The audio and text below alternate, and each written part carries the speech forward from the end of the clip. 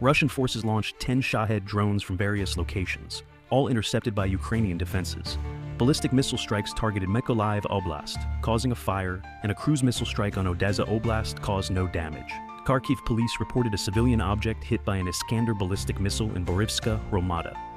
Despite these attacks, Ukrainian forces successfully thwarted the missile and drone threats over Zaporizhia and Dnipropetrovsk oblasts. The Ukrainian Air Force continues to monitor and counter Russian aerial threats effectively, maintaining resilience in the face of ongoing aggression. President Putin is intensifying efforts to groom Russian military personnel through the Kremlin's Time of Heroes program.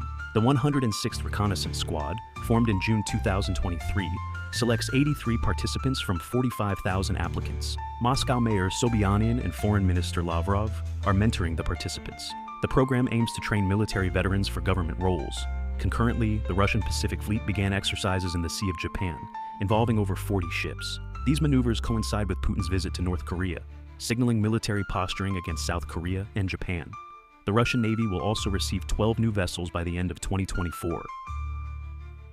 Russian forces are intensifying assaults in western Zaporizhia Oblast, focusing on key positions like Mala Tokmashka and Novodanilovka.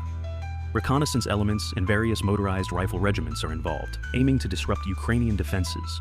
Reports indicate significant use of first-person view drones in this region, complicating Ukrainian countermeasures. The 503rd Motorized Rifle Regiment and 58th Combined Arms Army are active near Robotyne, emphasizing the strategic importance of this axis. These operations are part of broader efforts to maintain frontline positions and secure rear areas against Ukrainian strikes. The southern axis remains a critical theater in the ongoing conflict. Russian occupation authorities are intensifying efforts to integrate Ukrainian citizens into Russian cultural and military systems. In Luhansk, high school students will receive drone operation training, while propaganda history lessons and combat training are introduced in Zaporizhia. In Crimea, the Young Sevastopol movement aims to indoctrinate kindergartners, making them take a patriotic oath to Russia. These measures, enforced through new educational and training programs, aim to reshape the occupied territory's cultural identity, aligning it with Russian narratives and military objectives.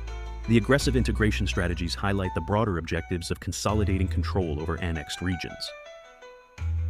Belarusian Defense Minister Viktor Krenin announced a new security assessment methodology for evaluating external threats.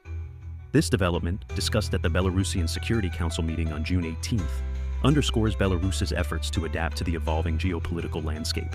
President Lukashenko emphasized understanding the military, political, and economic conditions beyond Belarus's borders, indicating a strategic shift in national defense policies. The integration of Belarus into Russian military frameworks continues, with increasing collaboration observed in recent months. This heightened activity signifies a deeper alignment of Belarusian and Russian military objectives. A Russian mill blogger exposed issues with Bori electronic warfare systems, criticizing their faulty wiring and heavy antennas. The systems, provided through crowdfunding, are not compatible with required frequencies, leading to frequent failures.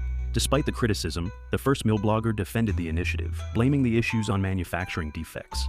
This exposure highlights the ongoing struggle within Russian military ranks to adapt technologically amidst the war in Ukraine. The discourse around these systems underscores the challenges faced by frontline troops relying on substandard equipment in their operations. Russian media and officials are targeting Armenia's defense strategies, accusing the West of undermining Armenian sovereignty. Armenian Defense Minister Papikyan's meeting with French Defense Minister Lecornu, securing military agreements, has drawn Russian ire. Russia's narrative portrays Armenia's Western alignment as a threat, leveraging this to maintain influence in the Caucasus. The Kremlin's messaging attempts to reassure the Russian public of Armenia's allegiance within the Eurasian Economic Union and the Collective Security Treaty Organization. This strategic narrative aims to counter Western influence and maintain Russia's geopolitical foothold in Armenia.